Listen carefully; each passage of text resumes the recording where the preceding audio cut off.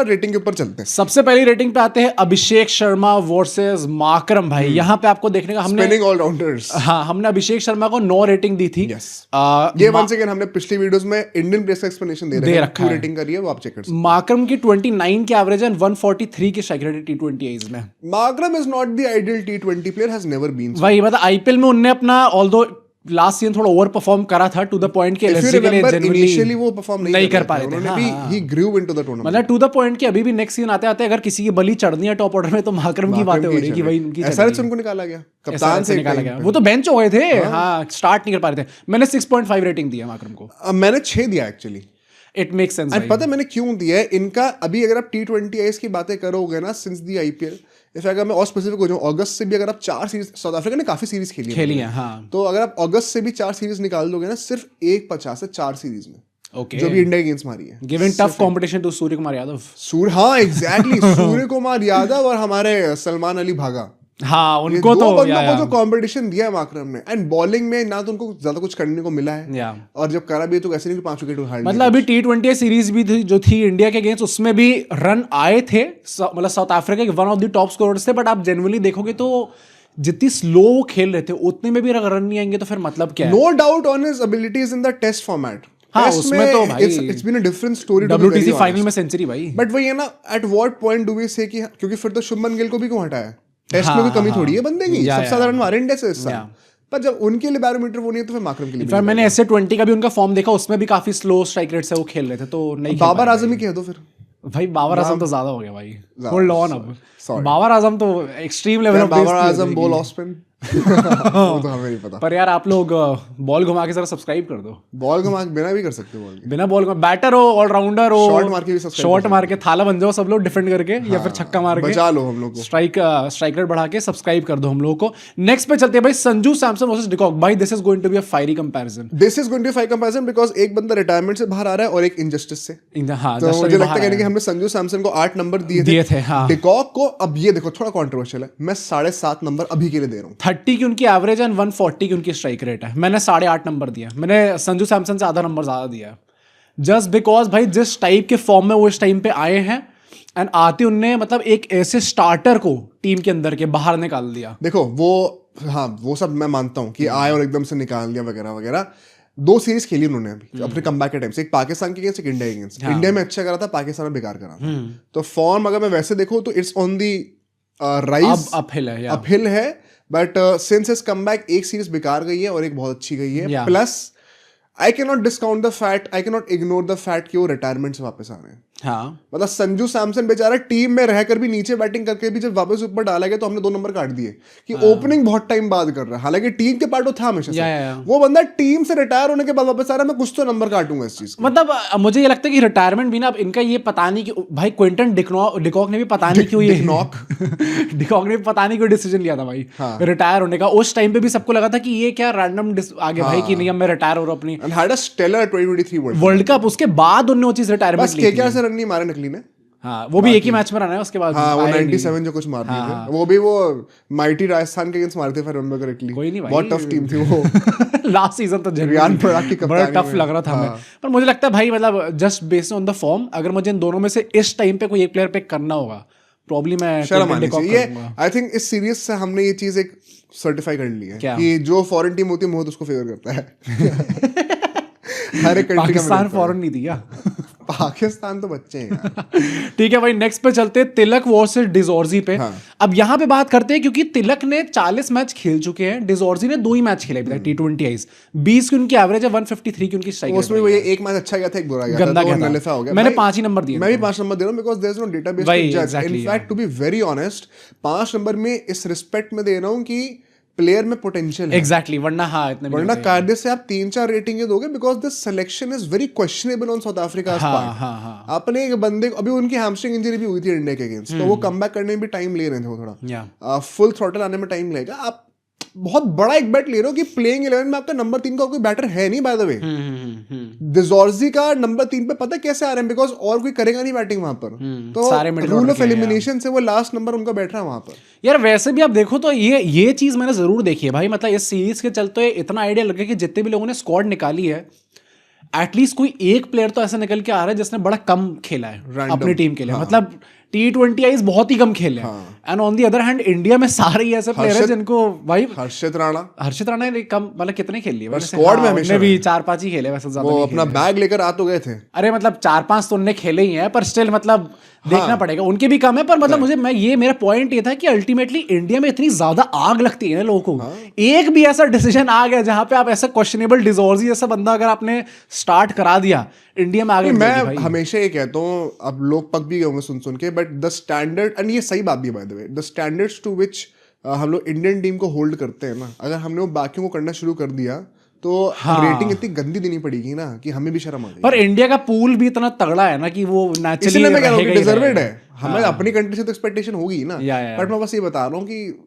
गंद बजाने वाले ना कमी नहीं है भाई, हर जगह भरे पड़े इंटरनेशनल में। हम दोनों ने 5 नंबर दिए इनको। नेक्स्ट पे चलते, तिलक को हमने 9 नंबर दिए थे, 9 नंबर दिए, मैंने 8.5 दिए थे उनको। नेक्स्ट पे चलते Surya Kumar Yadav versus Dewald Brevis. Highest rated player Surya Kumar Yadav मेरे 4.5 की रेटिंग पे थे। मैंने 6 नंबर दिए थे सूर्य कुमार यादव को। Still don't get it, 6 number कहां से आए? 27 की एवरेज है डिवॉल्व ब्रेविस की एंड 173 की स्ट्राइक रेट। Crazy striker. या मैं अभी इनको 8.5 नंबर दिया, मैंने भी 8.5 ही दिया। The recent form is just too good to ignore. भाई ये बंदा खेलने पे आ गया ना, सिंगल हैंडेडली गेम ले जाता है। ये चेन्नई सुपर किंग्स को स्ट्राइक रेट के मामले में रेलेवेंसी दे दी बंदे ने यार।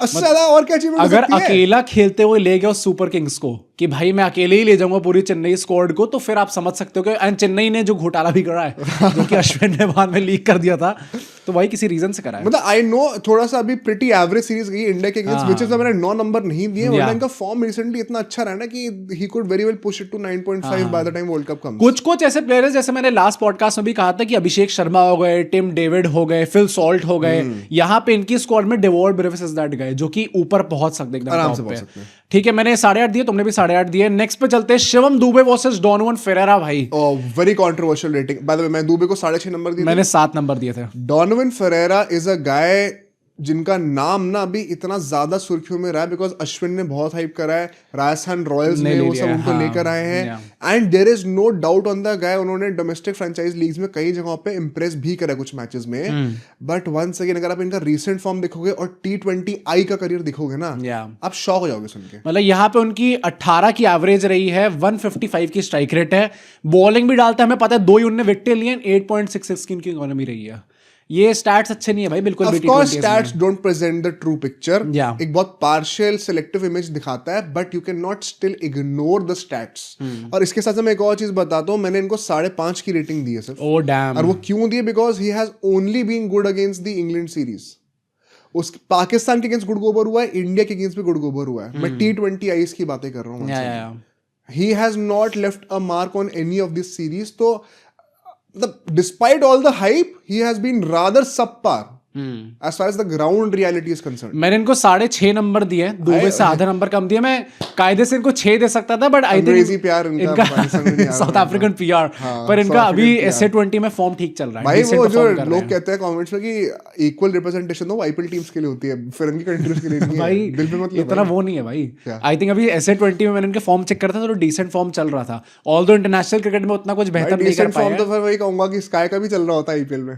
हाँ तो टाइम हो गया भाई, देश से भी करना पड़ता है। SA20 तो अभी चल रही है। चलो ठीक है, ले लो। तो तुम 6.5 दे रहे हो, मैं अभी के लिए रिजर्व रहूंगा थोड़ा, मैं 5.5 देने वाला। ठीक है भाई, नेक्स्ट पे चलते हैं हार्दिक पांड्या वर्सेस यानसेन। ये अब इंटरेस्टिंग, ये अच्छा बैटल है भाई। हार्दिक पांड्या को हम दोनों ने 9 नंबर दिए थे। यानसेन की 15 की एवरेज है, 140 की स्ट्राइक रेट है, 21 उन्होंने विकेट लिए हैं, 8.48 की इनकी इकोनॉमी रही है। The stats once again don't represent the true picture, क्योंकि करंट फॉर्म पे अगर हम आ जाएं तो डोनोवन फेरेरा का कॉन्ट्रास्ट है। For his country Jansen of late has been on fire. Crazy हम सबने देखा वो लॉन्ग लीवर्स जब अपने निकालते हैं बैट के साथ, और जो शॉर्ट ऑफ लेंथ बाउंसर्स मारते हैं बैटर्स को बॉलिंग करते वक्त, इट इज मतलब। और बाद में उन्होंने इन्हीं पिचेस से परफॉर्म करा जहाँ पे वर्ल्ड कप होना है। इंडिया भी सीरीज में भी अच्छा खेले थे भाई।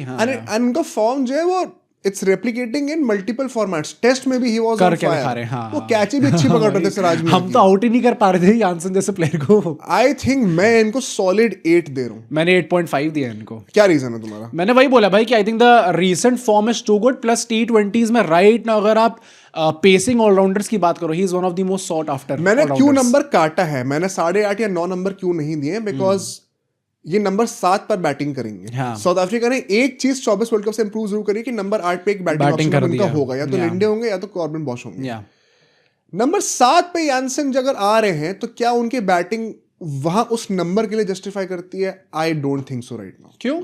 द करियर स्टैट्स वही ना, आप एकदम भी इग्नोर भी हाँ, नहीं कर एकदम सकते। इग्नोर नहीं कर सकते। So when you see a country like India जहाँ पे नंबर 7 पे या तो हार्दिक आएंगे या तो रिंकू आएंगे, जो कि ज्यादा बेटर बैटिंग ऑफर लाते हैं। हाँ। आई थिंक यानसेन के बैटिंग के वजह से थोड़े मार्क्स वहां पे अभी के लिए गिवन, क्योंकि एंड मोस्ट लाइकली नंबर 7 पर ही बैटिंग करने वाला है। या। ये इसमें फ्लेक्सिबिलिटी नहीं आने वाली है। दिस इज नॉट गौतम गंभीर टीम। तो मुझे लगता है वहां पे थोड़े से बैटिंग के नंबर मैं अभी के लिए काटूंगा। मैंने भाई वही करा है कि हार्दिक पांड्या को अल्टीमेटली मैंने ज्यादा नंबर दिए, क्योंकि वो तो हार्दिक पांड्या तो अलग लेवल की प्लेयर है, बट यानसेन भी राइट नाउ आई थिंक अगर कोई भी टीम बोलेगी ना कि मुझे एक ऑलराउंडर चाहिए, हार्दिक पांड्या अवेलेबल नहीं है, तो शायद पेस ऑलराउंडर में सब यानसेन का ही नाम लेंगे इस टीम पे। याद आती है कभी कभी केकेआर में। अच्छा हाँ, केकेआर में तो चलो एनीवे पंजाब के लाले लगे पड़े भाई इस टीम पे। नेक्स्ट पे चलते हैं, Rinku Singh versus David Miller. हाँ। ये मतलब अभी तक हमने जितनी भी टीम्स का निकाला है, ये प्रॉब्ली द बेस्ट बैटल होने वाला है, क्योंकि ये दोनों सर्टिफाइड फिनिशर्स हैं। इससे पहले कोई एक ऑलराउंडर निकला हमेशा, रिंकू सिंह ऑलराउंडर नहीं है। नंबर 6 नंबर 7 पे तुम हाँ, तो यहाँ पे दोनों सर्टिफाइड फिनिशर्स ही होंगे। डेविड मिलर की 32 की एवरेज एंड 140 की उनकी स्ट्राइक रेट रही है। यार I have a big problem with the selection once again. David Miller का दिस शोज कितना ग्रॉस इनकॉम्पिटेंस रही है साउथ अफ्रीका की T20 मैनेजमेंट में। हाँ। रिंकू को हमने 5 नंबर दिए थे, या मैंने 6 नंबर दिए थे, क्योंकि खेला ही नहीं उन्होंने। या same goes for David Miller. वो बंदा इस साल T20 में था ही नहीं सीन में, और आउट ऑफ नोवेयर अभी इंडिया के अगेंस्ट वापस गया है। और एडिट्स के लिए थोड़ा, उससे पहले वो खेल ही नहीं रहा था। हाँ, या। और ऐसा भी नहीं कि टेस्ट मैच है बहुत ज्यादा खेलते हैं या कुछ करते हैं कि आपको बहुत वर्कलोड है भाई, हाँ। और बहुत सारे एड शूट्स के अब लिए नहीं हो जाना है कि सकता। मतलब आपकी पीआर और वो सब कोहली और रोहित के लेवल की तो यू आर नहीं है। Not him bro. हाँ, तो अरे तो आपकी जो पीआर मेनली हो रही है वो और एडिट्स की हो रही है कि कूद के बड़ा मस्त एंट्री मारी, बड़ी तगड़ी मारी। वर्ल्ड कप फिर भी हारे थे। I don't want to be harsh, मुझे पसंद है बंदा, मैं बस मजाक के लिए कह रहा हूँ, बट यार this is very incompetent managing skills by the south African cricket board. ऐसे एकदम से एक बंदे को लाना, कोई यंगस्टर भी नहीं है। आप एक्सपीरियंस पे लास्ट मिनट बैंक कर रहे हो दोबारा, बिकॉज यू नो कि आपकी फिनिशिंग में फिर यानसेन और कॉर्बिन बॉश होने वाले हैं, जिनके पास खुद भी कोई बहुत ज्यादा क्रेडिबिलिटी एक्सपीरियंस रहा नहीं है फिनिशिंग में। तो it's a quick fix, last minute quick fix मुझे लग रहा है। एंड यहाँ पे जब खेला नहीं इतना, मैं क्या रेटिंग दूं? 5 ही दे रहा हूं भाई। इतनी बुराई कर दी है कि अरुण जेटली स्टेडियम में आईपीएल के में हमें एंट्री नहीं मिलने वाली भाई। मेरे प्लेइंग इलेवन में हो आप डीसी के लिए बाय द वे गाइस। हाँ, डीसी में तो रहेंगे ही रहेंगे भाई। मैंने इनको 7.5 की रेटिंग दी है। क्या बात कर रहे हो भाई, मैंने खेला ही नहीं है। इसलिए दिया क्योंकि पहली बात तो एक्सपीरियंस लेके आ रहे हैं, सेकंडली SA20 में राइट नाउ 58 की इनकी एवरेज रही है, 163 की इनकी स्ट्राइक रेट रही है।